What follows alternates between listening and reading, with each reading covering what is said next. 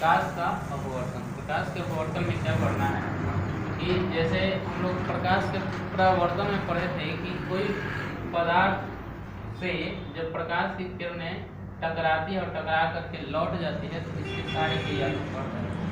लेकिन कुछ ऐसे होते हैं पदार्थ कि प्रकाश को अपने से होकर जाने देता है। जैसे मान लिया जाए हमारे पास एक कांच है, ठीक है, क्या है, कांच। कांच भी हो सकता है, पानी भी हो सकता है। अब यहाँ पे हवा, यहाँ पे भी हवा है।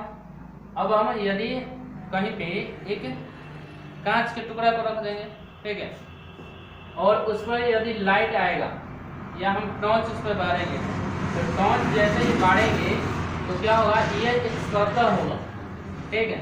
तो यहाँ पे ये जो कांच है ये हमारे पास क्या है, एक माध्यम है। क्या है, माध्यम है।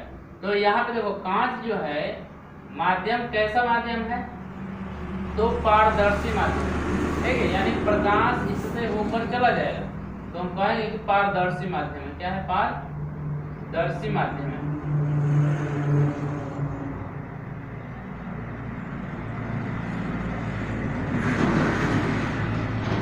और हवा क्या है, हवा भी हमारे पास क्या है, पारदर्शी माध्यम।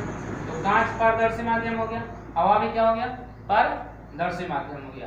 तो देखो जब एक पारदर्शी माध्यम से दूसरे पारदर्शी माध्यम में प्रकाश की किरणें प्रवेश करती है तो ये डायरेक्टली न जा करके अपनी दिशा को हल्का क्या करेगा, चेंज करेगा। क्या करेगा, चेंज करेगा।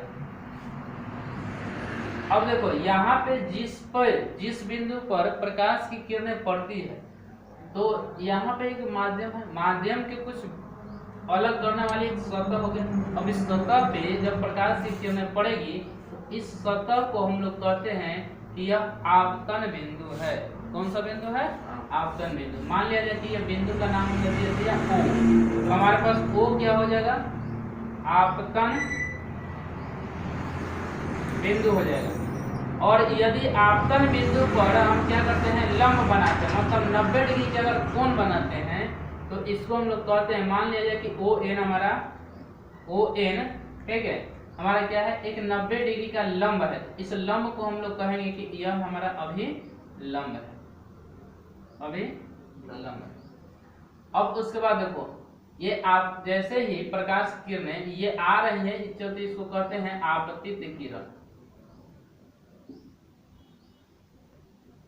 और यहाँ पे ये जो है घूम रहे हैं, मतलब अपनी दिशा में परिवर्तित कर दे रहे हैं।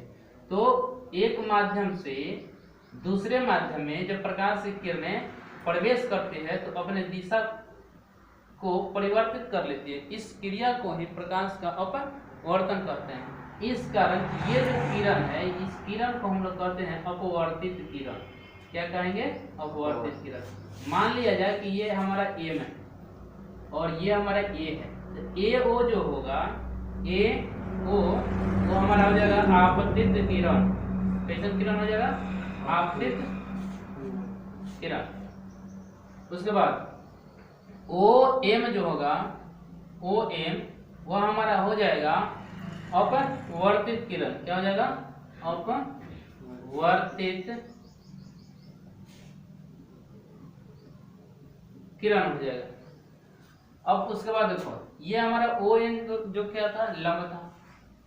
इसके बाद देखना यहाँ पे आ करके किरण आया, फिर यहाँ से अपनी माध्यम चेंज कर रहा था, ठीक है। तो देखो यदि हम दो माध्यम की तुलना करें, ठीक है, दो माध्यमों की तुलना करें, जैसे हवा और कांच की तुलना करेंगे तो इसमें जो कांच के अणु होते हैं बहुत भीरी होते हैं, नजदीक होते हैं, और हवा के जो अणु होते हैं बहुत दूर होते हैं कांच की अपेक्षा। इसलिए ये हवा जो होगा हमारा, हवा जो हो जाएगा वो विरल माध्यम हो जाएगा, और यहाँ कांच जो है वह संघन माध्यम हो जाएगा। क्या हो जाएगा, संघन माध्यम हो जाएगा। ये क्या हो जाएगा, विरल माध्यम। तो एक विरल माध्यम हो गया और एक संघन माध्यम हो गया। तो प्रकाश की किरणें जब विरल माध्यम से संघन माध्यम में जाती है तो देखो ये अभिलंब है, तो अभिलंब की ओर झुक जाती है। किसकी ओर झुक जाती है, अभिलंब की ओर झुक जाती है।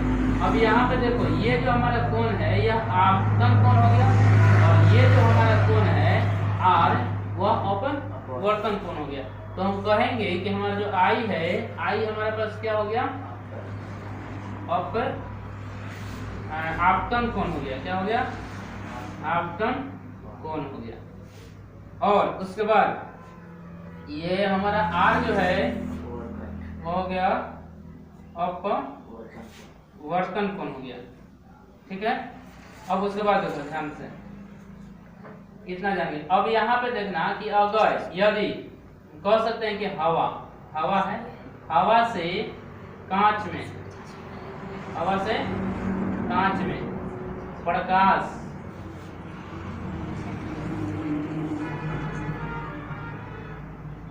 किरणें प्रवेश करती है, हवा से कांच में प्रकाश की किरणें प्रवेश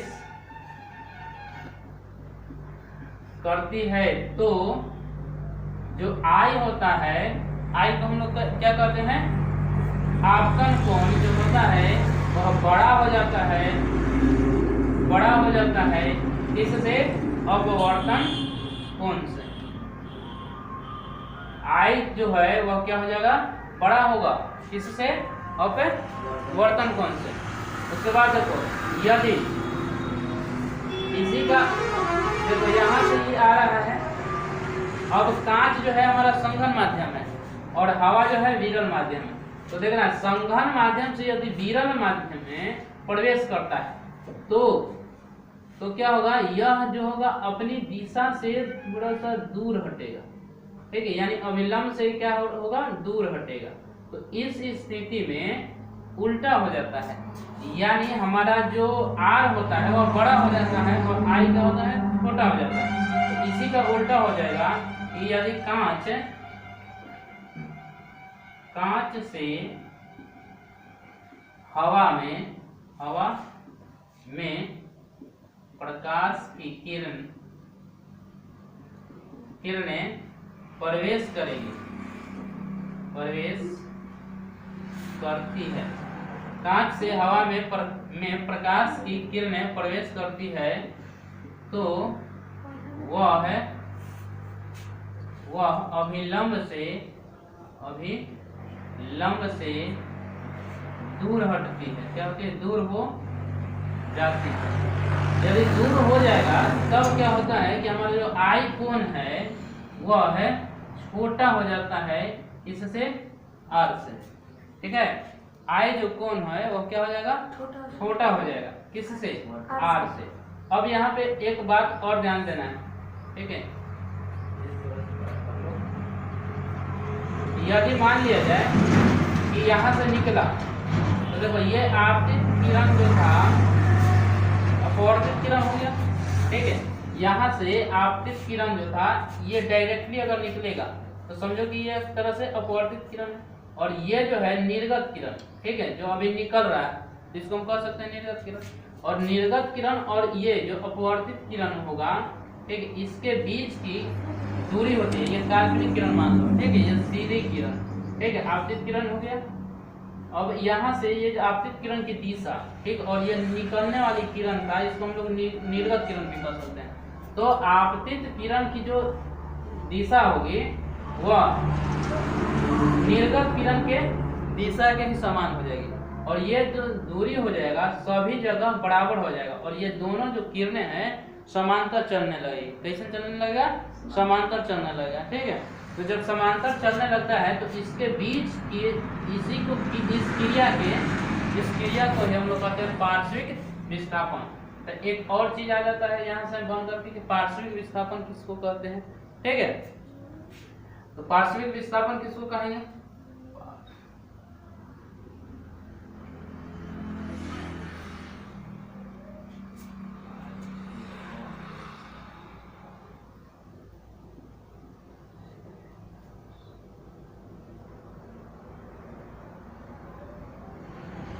पार्श्विक विस्थापन। चलो देखो पार्श्विक जो विस्थापन, पार्श्विक विस्थापन किसको कहेंगे। देखो यहाँ से किरण आ रही है तो यह आपतित किरण की एक दिशा है, ठीक। और ये जो निकल रही है निर्गत किरण, तो आपतित किरण और निर्गत किरण दोनों क्या हो जाते हैं, समांतर हो जाती है। तो इसी क्रिया को हम लोग कहते हैं कि इनके बीच जो विस्थापन हुआ वह पार्श्विक विस्थापन। विस्थापन का मतलब होता है कि अपने दिशा में एक जगह से दूसरे जगह में हो जाना। तो देखो इसकी दिशा ये होनी चाहिए था, लेकिन हो गया ये वाला, इसलिए इसको कहेंगे क्या, इसके बीच के जो दूरी होता है उसको कहते हैं पार्श्विक विस्थापन। तो यहाँ पे पार्श्विक विस्थापन को परिभाषा कहेंगे, लिखेंगे तो लिखेंगे आपतित किरण और निर्गत किरण के बीच की दूरी को पार्श्विक विस्थापन, दूरी को विस्थापन कहते हैं।